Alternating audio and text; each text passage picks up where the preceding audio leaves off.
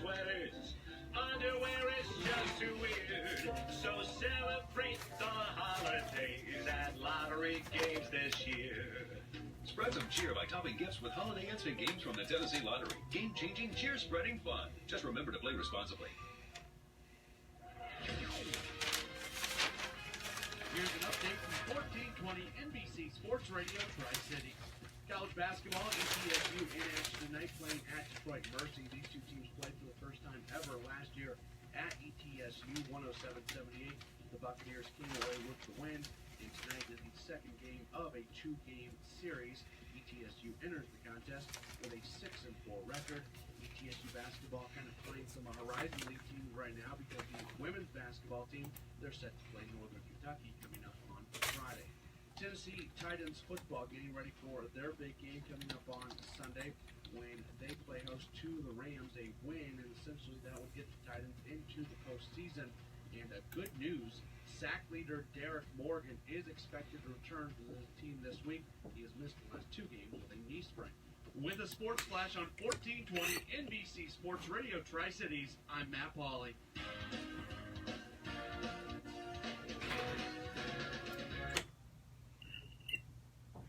See the behind-the-scenes stuff that we have right here? You know, you heard Matt Pauley talk about the fact ETSU, Northern Kentucky, they're in Detroit. They're going to be playing they're in Detroit. Right?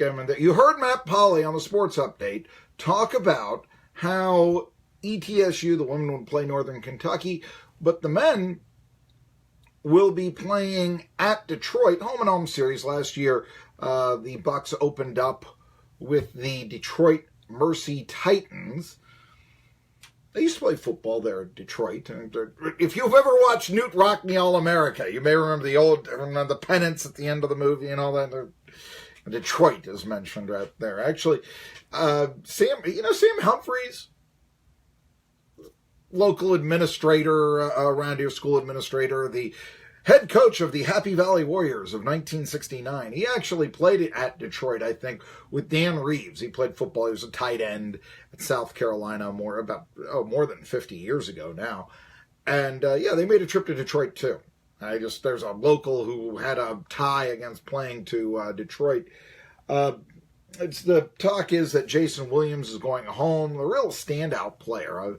Steve Forbes really likes what he's seeing from Jason Williams this year. So the new Bucs star, and it is so. The story of ETSU this year, I think they're 6-4. Bad loss to Xavier, had a 22-point lead. Looked like that. All right, ETSU can play with the elite, and then they couldn't. Not for 40 minutes. And it's very disappointing, I think. Although, I do believe that in a way it is actually a positive. Here's why. If ETSU closes out that game, or for that matter, keeps their 10-point lead against Kentucky, I've talked about this. Steve Forbes, early 50s, a little long in the tooth for most teams to want to hire a coach, but then again, he did interview at New Mexico. But what if you would have a signature win against a Kentucky or an Xavier on the road, games that would be bigger than beating Mississippi State and Georgia Tech on the road in the last 2 years? I'm not going to say that Steve Forbes, he's a young 50-something. He's not an old 50-something. Still, he's a 50-something. Makes it unlikely that he could be hired at a, say, Big Five conference program, but not unheard of. There was an Atlantic 10 team this past year, that hired, for instance, a 57-year-old coach. Now, it was coming from Akron, and he had once coached LeBron James, but nevertheless, there was a 57-year-old. It happens, okay? That's probably about the cutoff right there. But the older Forbes gets, and the longer he stays at ETSU, the true chance that he can be, forgive me for using this phrase, a Buck for life. And I do think that if Steve Forbes is a 10-year coach in Johnson City, a 15-year coach, the possibility of the program growing, I never like to say the next Gonzaga or something, but the program growing into national prominence. Or shall I say, making the sort of leap that the program did under Madison Brooks so many years ago. Go from NAIA to Sweet 16. Yeah, something like that is possible. So maybe in the long run, a loss to Xavier, for that matter, Kentucky, this year is a good thing. But it will not be, by any stretch of the imagination, in, say, 3 years. Yeah. Still got people that are, and I do think it's a damning mindset to say, oh, look how well ETSU played against Xavier, and not, dang it, they should have won that game. Too much of ETSU fandom, too much isn't it wonderful we only lost by 1 point to Oklahoma? First, you're saying we. Second of all, you're talking about losing, when you could have won the game if you could just get the ball past half court. Nobody else talks about this around here. What could you be if you held yourself to higher standards? I think better.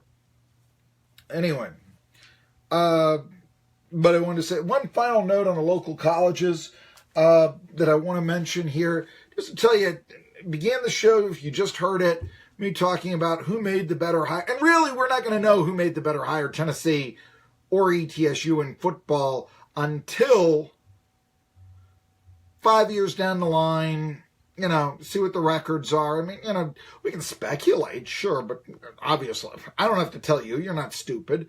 Can't say anything definitive. But I would point this out. This is how big the hire, I think, and how much it did exceed expectations to bring in Randy Sanders to ETSU.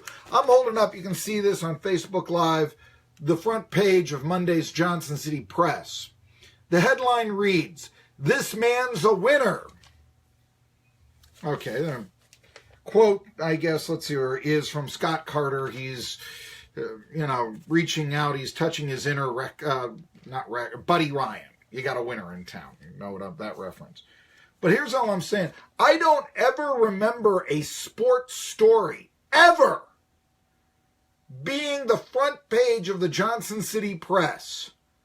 That's an editorial decision. I once remember bringing in a Pittsburgh Post-Gazette to this very radio station, and they could not believe that the Steelers game was on the front page of the paper. It just wasn't done here. This is the first time I can ever remember the Johnson City Press putting a sports story on the front page of the paper. Big game, nothing. I mean, if they've done it before, it's gotten past me. It isn't done a lot. That's how big the hire is. And the future is a lot brighter now than it was, say, 3 weeks ago. Now, if they can only bring back Hell's Bells. Carolina Panthers news next. GMC. It means trust. For over 60 years, Crabtree has been selling quality vehicles in the Tri-Cities. It means service. With certified service technicians and a state-of-the-art facility, we can take care of any service need. It means value, with a large selection of stylish Buick models at great prices. It means precision, with the professional grade engineering you'll find in every GMC vehicle. It means you can find your next vehicle at Crabtree Buick GMC in Bristol, Virginia, where your neighbors trade.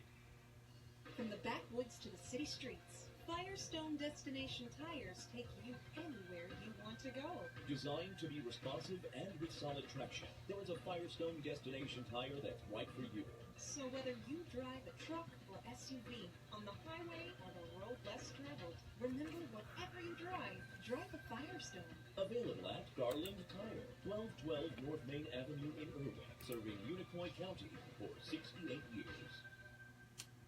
We have partly cloudy skies today with a high of 61 and a low of 47. It looks like we're in for rain on Wednesday, along with a high temperature of 53 and a low of 35. Hopefully those showers will let up in time for the Candlelight Nativity Parade in Irwin. That will take place from 7 to 9 p.m. The first day of winter will be Thursday, but we should be in for fairly warm weather. Look forward to mostly sunny skies with a high of 57 and a low of 39. We expect to see more rain on Friday with a high of 61 and a low of 50. It looks like those showers will continue into Saturday, when we expect a high of 55 and a low of 44. This is Mason Saul for the News 103.9 Live Wire Weather Center. Count on it. In Irwin, it's clear and 53. In Greenville, it's partly cloudy and 51. In Johnson City, it's partly cloudy and 54.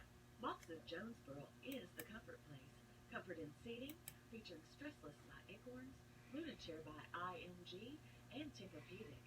Mox invites you to come and browse Mox's fine selection of gifts and accessories. Mox of Jonesboro offers the most comfortable chairs in the world. Located on 101 West Main Street in historic Jonesboro.